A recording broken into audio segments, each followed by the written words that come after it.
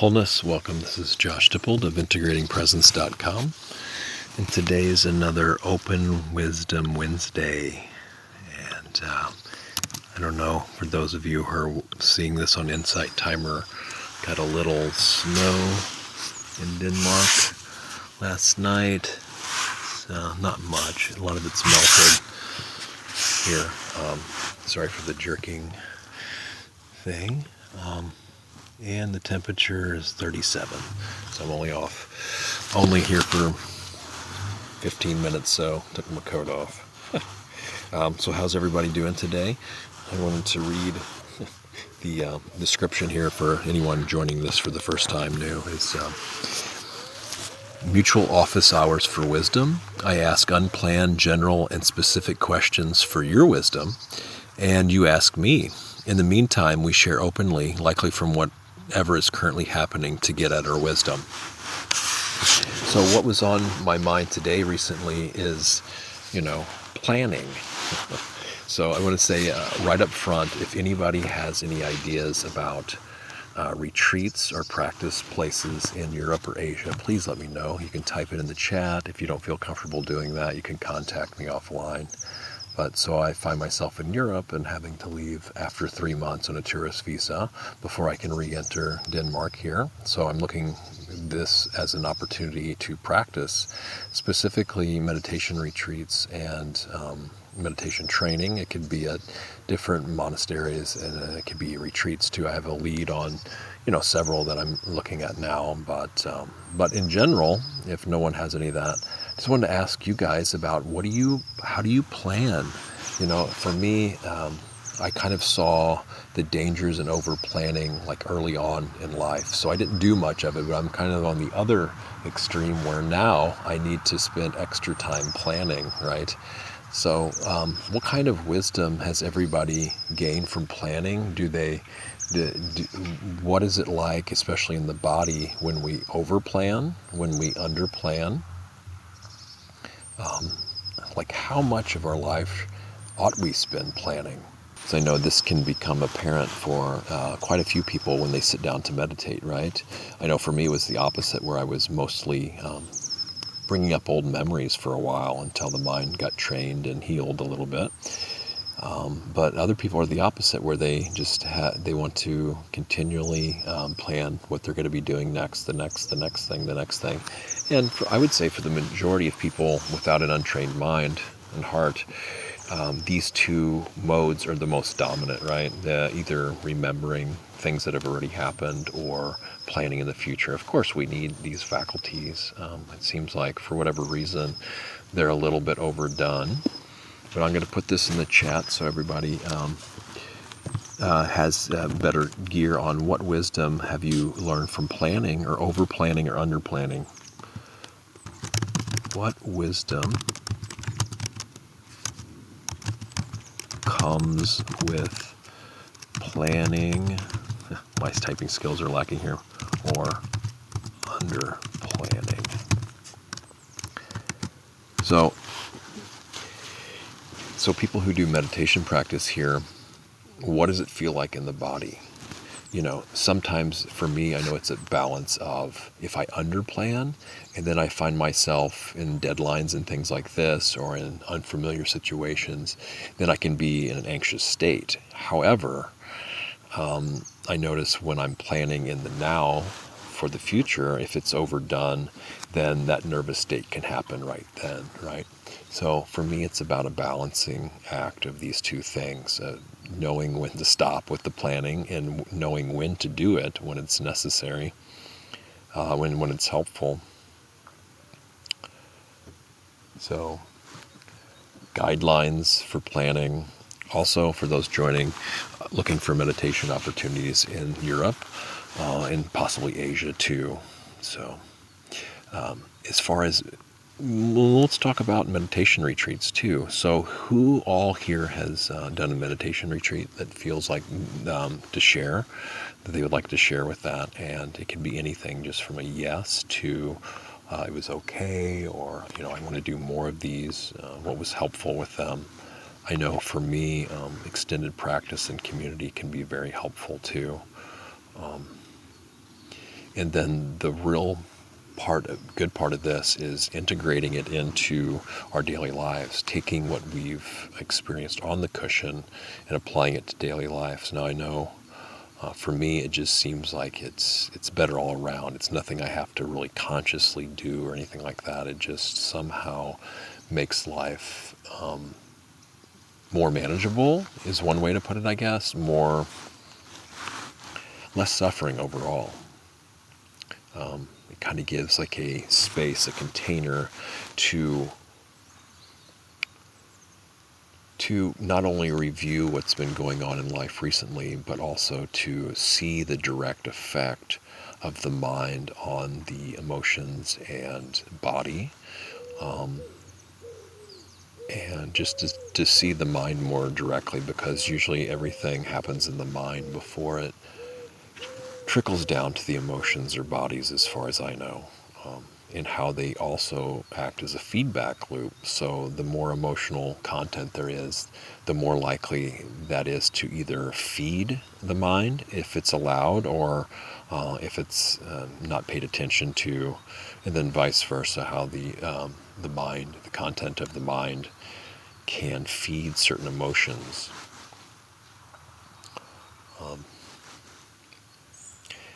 So nobody's going to chat about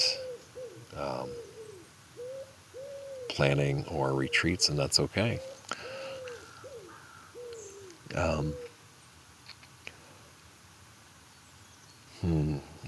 What else in general has been going on for folks in their lives? It could be more on a personal level. It could be more on a societal level.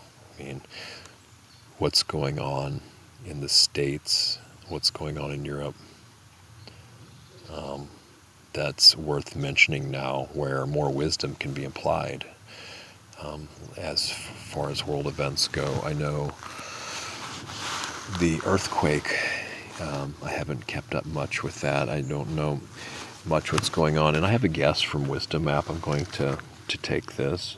Truly Julie is going to be joining for a little bit, and just have about 8 minutes left, or it's around the 8-minute mark here for 15.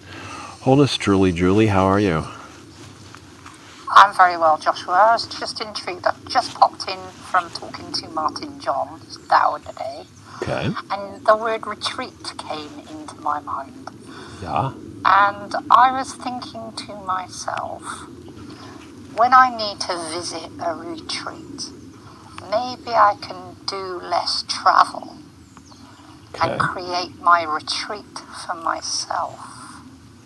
Yes. How about that? So it takes a bit of peaceful moments. So I can book that in with the people around me. I'll say, right, today in my retreat, I'm going to have an hour of my own space and time. Yeah. In my own mind.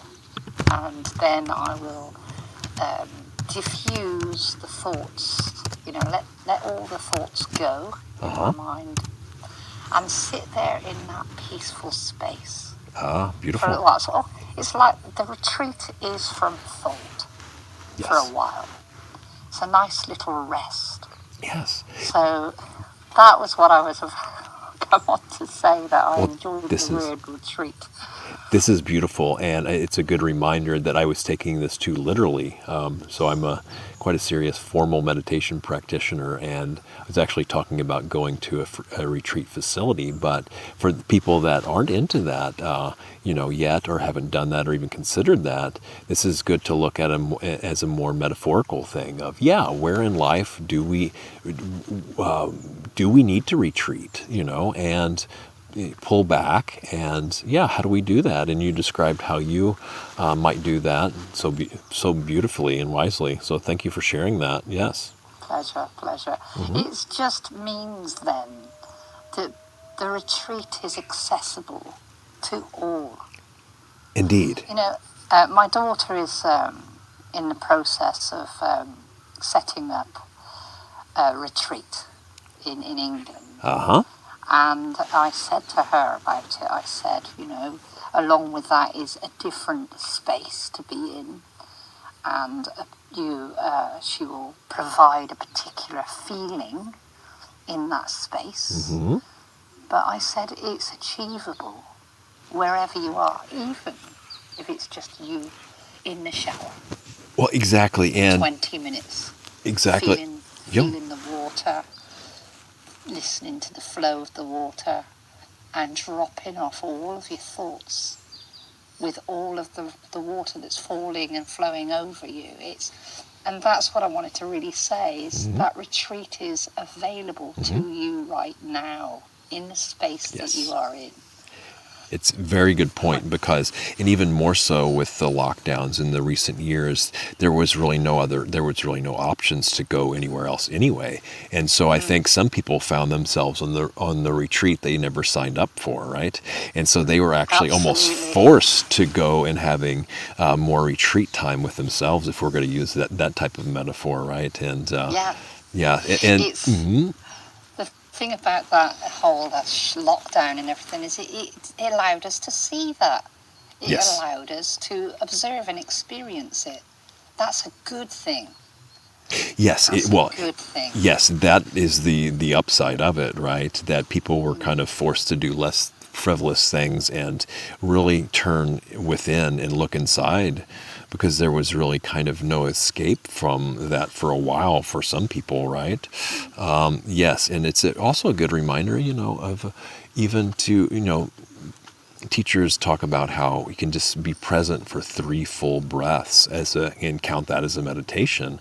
I like this even deeper metaphor of, well, could that even be like a micro retreat? Being present for 3 full breaths, right? It's an interesting thing to take it like that. It's a beautiful builder as well. So once you've been in that space of your own retreat for 3 or 4 breaths, if you like that space, that clarity that you get in that space where you drop all those thoughts off completely, you can elongate it. You can start placing that in places before you have activity. So you could have that diffusion of thoughts and that emptiness ready for clarity for your next activity. So you can plan your own retreats that will help you in your responses. Indeed. In that next activity. And it's also about reconnecting with the body too. At least I know for me, the more masculine version of me is so disconnected from my body, right? And sometimes I feel like a head on wheels and ungrounded and uncentered. So it's, for me at this point, it's about connecting with being conscious that, oh yeah, this is a body and I'm actually just sitting in this moment, right? It's a basic mindfulness. It's so simple, but it's not easy. Just knowing these 4 major postures of, am I standing, sitting, walking, or lying down? And we pretty much go completely through our day without, knowing that consciously until, it's pointed out to us, or we think to recall that, or to remember which posture we're in, something so basic. And yet we live. An example of that was me in the kitchen the other day. And I bent in an awkward position. And suddenly my back reminded me that it existed. Yes. The one decent thing about pain is it can be a good teacher if we let it, right? Yeah. So you have a back. You've bent that back in a strange position. That's right. So now if you stand tall, relax, that pain will ease, because the muscle will, instead of being tense, it will relax, and the pain goes with it. And it's wonderful that you get these reminders of your body parts, that you are in them, and they are you as a whole. It truly is. That's this part of this unique human experience is this body. So it's a beautiful vehicle. Yes, it can also be very disgusting too. But that just that helps us. I know it can be a help with me if I get a little bit overly lusty. Then that brings me right back into the body in a good way. Yeah. Yes, they're functional. Yes. They're functional, and they work so intricately without you even having to think about it. All of those tasks and things that your body does for you each day when you do that kind of that little mini retreat, Yes. you can feel that. And we need to be kind to this sack of meat, right? This meat suit that we inhabit. Yeah. Hmm. Be glad. No matter what it's doing, what its functions, what its dysfunctions. And the Just other, be glad. and another thing, how many times do we not notice when there's an absence of something, like until there's like tooth pain? I don't really think of, well, today I really don't have any tooth pain, or, my leg isn't in excruciating pain and it's still moving. Yeah. So like you're saying, yeah, we can be grateful for what's not here too. Yeah, Mm-hmm. and noticing it. 'Cause it's very rare you notice when a pain disappears. Yes. Thank you very much for having me on, Joshua. Oh, it's a pleasure. Thanks I for enjoyed joining. it. Thank Yes. you. All right. Bye now. All right, guys. With that on a little bit over here on Insight Timer, thank you all for joining, and shout out to Tea Lady Nat, saying he's planning on going back to school. That's wonderful. Be sure to join and let me know if you get the time, because I'm sure you'll be more busy with school. So let me know what's going on with that, Tea Lady Nat, and may you all be blessed with the most optimal, ideal planning and appreciation for the body, and all the retreats you either plan to do, have done, will do, or are doing right now. Yes, you're welcome, Tea Lady Nat. My new profile picture on Insight Timer, my girlfriend took that, so yes. Or wait, no, actually, on YouTube I think it is, but yes, the other one, I like that too. So if I'm taking compliments nicely here, right? All right, y'all, be good, be well, bye-bye.